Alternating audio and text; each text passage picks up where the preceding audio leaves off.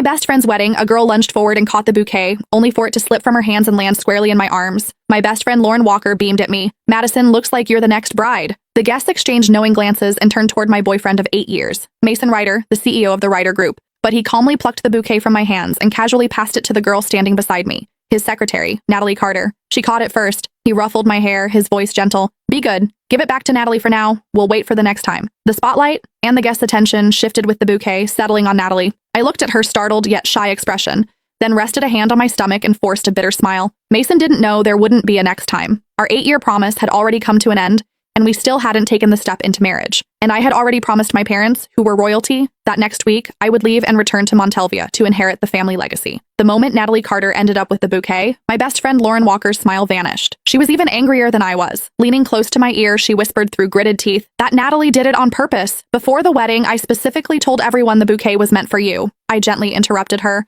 "Lauren, today is your big day. Little things like this don't matter. But you've waited 8 years just to marry Mason," she said anxiously. "And now you're carrying his child. If you still don't have the wedding soon, it's okay." I turned my head calmly and looked toward Mason Ryder. Natalie, holding the bouquet, was sitting right beside him. The distance between them was far closer than what a secretary should reasonably keep. Most of the guests were friends who knew both Mason and me well. Their eyes drifted toward me, curious, sympathetic. Lauren grew even more upset and squeezed my hand tightly. "Madison, I looked into Natalie earlier. She's a calculating gold digger who specializes in seducing rich men. She's been trying to get close to your boyfriend for months. You need to be careful. Lauren, you're the most beautiful bride today. Don't worry about me." I squeezed her hand back and gave her a faint smile. "Besides, I'm not planning to marry Mason anymore. I haven't even told him I'm pregnant." My words were so shocking that Lauren's eyes widened as she stared at me in disbelief. After a long silence, she finally remembered that the wedding ceremony still had to continue. When the wedding ended, Lauren hugged me tightly. "Madison, if you need any help, just tell me. I support whatever decision you make." "What decision?" After she left, Mason walked toward me, calm as ever.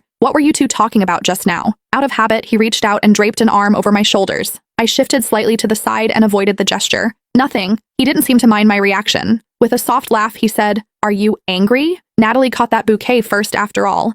She's a young girl. Of course, she dreams about weddings. Catching the bouquet was just her way of borrowing a little luck. Didn't we agree we'd wait for the next time?" He leaned closer, stroking my hair as he patiently tried to soothe me. "Why care so much about Lauren's bouquet? When we get married, I'll prepare an even more beautiful one for you. You can have as many bouquets as you want." Silently, I curled my fingers into my palm and looked straight into his eyes. "Can we get married this month then?" Lauren and I made a promise when we were kids. Whoever married first, the other would marry right after. We would be each other's bridesmaids and witness each other's happiness. The air seemed to freeze. Mason's hand, which had been brushing my hair, paused midair. A few seconds later, he chuckled lightly. "You're still taking childhood jokes seriously? I'm the CEO of the Ryder Group. A wedding can't be thrown together so hastily."